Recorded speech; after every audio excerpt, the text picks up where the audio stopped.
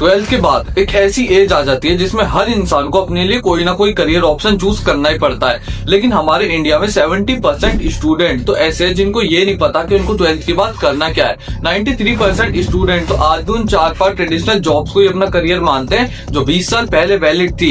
लेकिन मेरे दोस्त, अगर तुमने आज की वीडियो एंड तक देख ली तो ये तुम्हारी लाइफ का one of the best decision हो सकता है, क्योंकि यूट्यूब पे तुम्हें ऐसे हजारों क्रिएटर मिल जाएंगे जो तुम्हें ये बताएंगे कि तुम्हारे लिए बेस्ट करियर क्या है, लेकिन ऐसा एक भी नहीं मिलेगा जो तुम्हें वर्स्ट बताएगा। और मेरे यकीन मानो, जब तक तुम्हें वर्स्ट नहीं पता ना, बेस्ट जानने का भी कोई फायदा नहीं। तो आज की वीडियो में हम ऐसे 5 वर्स्ट करियर ऑप्शन 2025 के बारे में बात करेंगे जिनको तुम्हें अवॉइड करना चाहिए। तो किस चीज का इंतजार कर रहे हैं हम लोग, शुरू करते हैं आज की शानदार वीडियो को।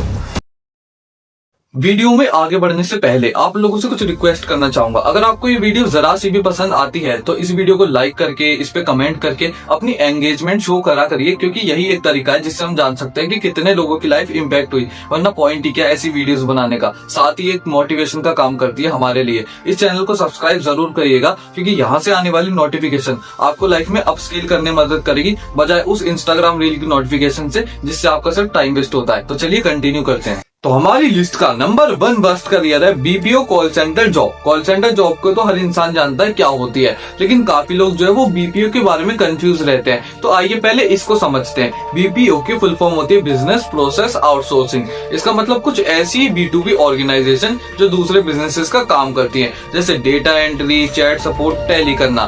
बीपीओ एक वास्ट टॉपिक है। अब जो कॉल सेंटर जॉब है वो भी बीपीओ का ही बच्चा है, क्योंकि कॉल सेंटर में भी आप दूसरे बिजनेस के बिहाफ पे उनकी कॉल्स को रिसीव कर रहे हो। क्रिस्टल क्लियर हो गया। तो आइए अब ये समझते हैं कि ये वर्स्ट करियर क्यों है। इंडिया एक ऐसा देश है जहाँ पे अगर तुम 25,000 रुपए महीने कमा लेते हो तो तुम टॉप 10% अर्नर्स में आ जाते हो।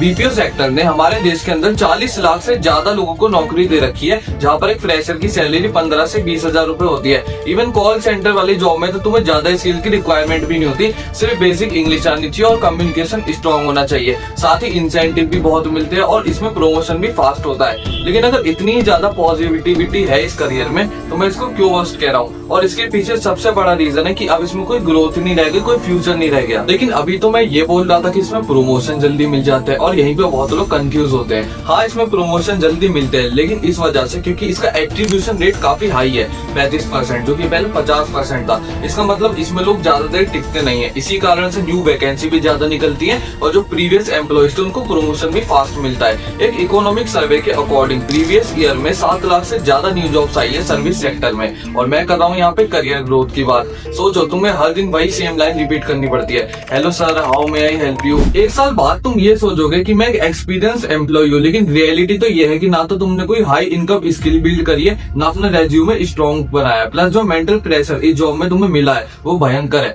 नाइट में काम करोगे तो रात की नींदें उड़ जाएंगी, कस्टमर से बहस, टारगेट पूरा करने का प्रेशर, 12 घंटे की जॉब, ऊपर से जो AI मास्टर है तुम्हारी छाती पे आके बैठ गए हैं वो अलग। सीनियर लेवल रोल्स जैसे एग्जीक्यूटिव मैनेजर ये तो फिर भी बच जाएंगे, लेकिन जो जूनियर लेवल रोल्स है जैसे बेसिक सपोर्ट प्रोवाइड करना, एडवर्टाइजमेंट करना, ये सब तो AI कर सकता है, कर क्या सकता है, कर रहा है।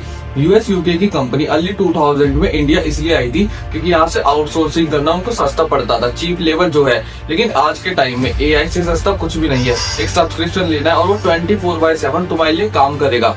आज जॉब कर लोगे, 2 साल बाद AI से रिप्लेस हो जाओगे, फिर क्या करोगे? अगर कोई इमरजेंसी है पैसे की तो BPO is okay for survival. लेकिन अगर लॉन्ग टर्म ग्रोथ के बारे में सोचे, करियर ग्रोथ के बारे में सोचे, तो BPO is a dead and.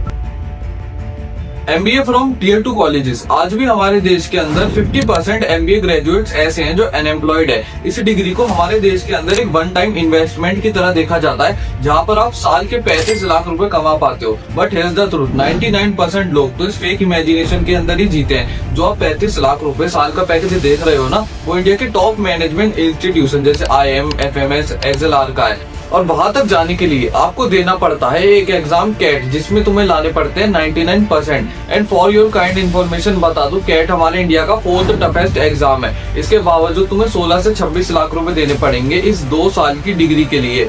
MBA अगर टॉप इंस्टीट्यूशन से कर रहे हो तो इसको वन टाइम इन्वेस्टमेंट की तरह देखा भी जा सकता है। लेकिन अगर टीयर 2 टीयर 3 के कॉलेजेस से एमबीए करके ये सोच रहे हो कि मैं 20 लाख रुपए साल का पैकेज ले लूंगा, तो यकीन मानो तुमसे बड़ा बेवकूफ कोई नहीं है। 5 से 10 लाख रुपए के बीच में कमाओगे साल के, और उसकी भी कोई गारंटी नहीं है। अपने शहर की मेन मार्केट में अगर 12 लाख रुपए लगाकर एक कपड़े की दुकान भी खोल लोगे ना, तो 1 लाख रुपए तो तुम वहां से कमा लोगे। तो यूजी डिग्री के तुरंत बाद एमबीए करना अवॉइड करो किसी टीयर 2 कॉलेजेस से। काफी लोग आपको बोलेंगे कि इससे आपकी सैलरी इंक्रीज होगी। हाँ, होती है सैलरी इंक्रीज, लेकिन इतनी भी नहीं होती जितना तुमने अपने दिमाग के अंदर बिठा रखा है।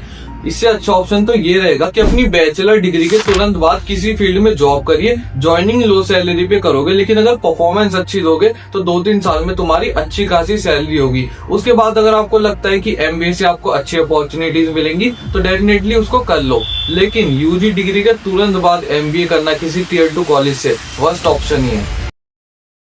Government jobs, high effort, low income. बेटा सरकारी नौकरी कर ले, जिंदगी सेट हो जाएगी। ये माइंडसेट हमारे देश के हर मिडिल क्लास घर के अंदर फैला हुआ है। लेकिन 2025 के अंदर अगर तुम सरकारी नौकरी करते हो तो जिंदगी सेट का तो पता नहीं, लेकिन बर्बाद होने के चांस ज्यादा है।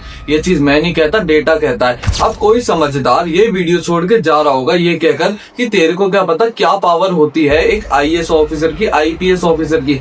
मेरे को पता है भाई, लेकिन मेरे को ये भी पता है कि यूपीएससी का सिलेक्शन रेट 0.2% है। 35% कैंडिडेट तो ऐसे होते हैं जो इंटरव्यू के लिए जाते तो है मगर सिलेक्ट नहीं हो पाते। ये फल मिलता है तुम्हें 5 साल बाद की मेहनत का। और यहाँ पे खाली यूपीएससी की बात नहीं हो रही है, एसएससी सीजीएल, एसएससी सीएचएसएल, ये कई ऐसे गवर्नमेंट एग्जाम है जिनके लिए अपीयर तो 15 से 25 लाख बच्चा करता है, लेकिन सक्सेस रेट 0.1 से 0.2% के बीच में। क्योंकि नौकरियां तो हजारों हैं, लेकिन अप्लाई करने वाले लाखों हैं। प्लस प्रमोशन, वर्क एनवायरनमेंट, ये तो ऐसे फैक्टर है जिनकी कभी भी गवर्नमेंट जॉब में कोई बात ही नहीं करता।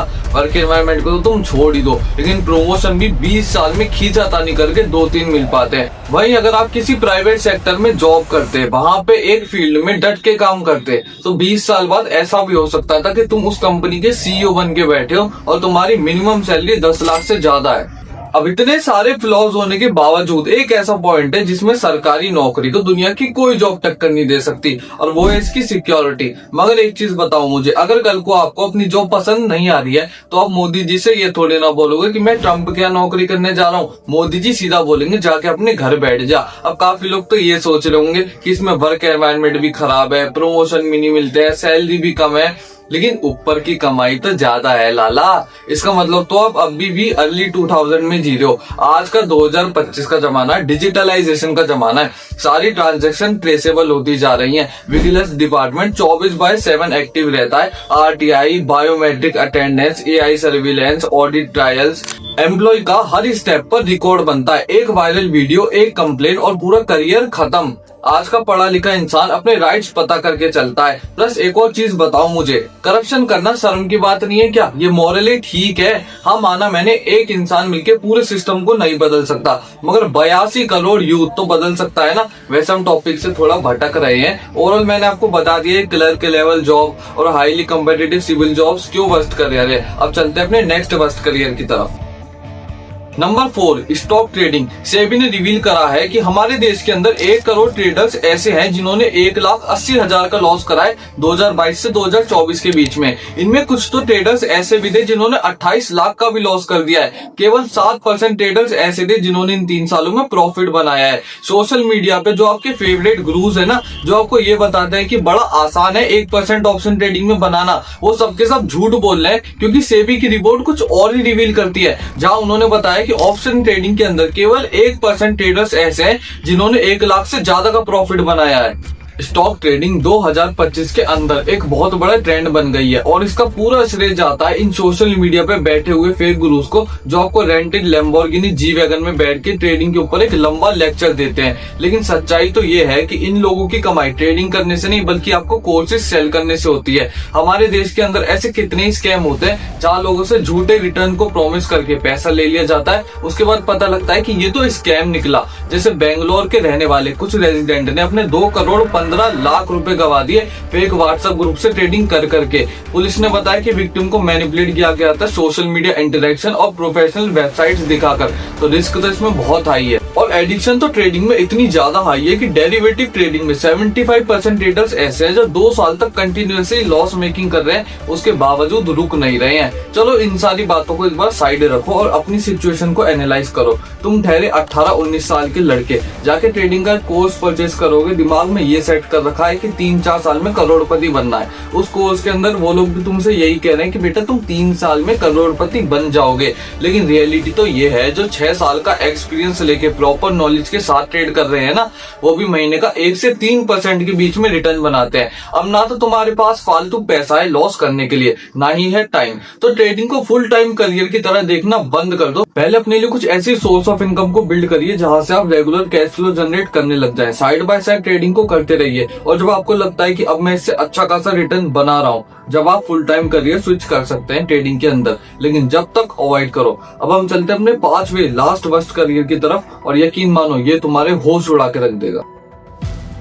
Content creation. अब काफी लोग तो इसका नाम सुन के ही शौक में आ गए होंगे और ये सोच रहे होंगे कि ये खुद तो कंटेंट क्रिएशन कर रहा है और हमें बोल रहा है कि मत करो। मैं समझता हूँ आपकी भावना है। जब आप अपने फेवरेट क्रिएटर को बड़ा घर बनाते हुए देखते हो, जी वैगन डिफेंडर जैसी गाड़ी लेते हुए देखते हो, तो आम बात है कि किसी भी इंसान के दिमाग में ये बात आ ही जाएगी। लेकिन 99% लोगों को तो ये बात पता ही नहीं है कि यूट्यूब पे 25 लाख क्रिएटर है, जिनमें से केवल 3 लाख अपना चैनल मोनेटाइज कर पाए हैं और उनकी एवरेज अर्निंग पता है क्या है? 1000 to 18,000 अ मंथ। और इस अमाउंट को कमाने के लिए जो स्ट्रगल वो स्मॉल क्रिएटर फेस कर रहा है वो नेक्स्ट लेवल है। सबसे पहले तो तुम्हें एक आइडिया फाइंड करना आना चाहिए, तुम्हें स्क्रिप्ट लिखनी आनी चाहिए, थंबनेल डिजाइन करना आना चाहिए, वीडियो की एडिटिंग भी अच्छी होनी चाहिए, कंटेंट मार्केटिंग पता होनी चाहिए कि तुम्हें क्या होती है। इसके बावजूद अगर तुम्हारी वीडियो एल्गोरिदम को नहीं भाती तो तुम्हारी सारी मेहनत वेस्ट हो जाती है। शायद इसलिए 90% लोग जो कंटेंट क्रिएशन को स्टार्ट करते हैं 20 वीडियो के बाद वीडियो डालना ही छोड़ देते हैं। असल बात तो ये है कि हर स्ट्रगलिंग स्मॉल क्रिएटर हमेशा इस चीज के इंतजार में बैठा रहता है कि कब उसकी एक वीडियो वायरल हो जाएगी, और उसकी पॉसिबिलिटी भी बहुत कम है क्योंकि लोगों को बड़े क्रिएटरों की वीडियो ज्यादा पसंद आती है क्योंकि उनकी कंटेंट क्वालिटी उससे ज्यादा अच्छी है। आप लोगों को जितने भी यूट्यूबर ये ज्ञान देते हैं ना कि why starting a YouTube channel is a brilliant idea, तुम video editing, graphic designing, script लिखना तो सीख जाओगे।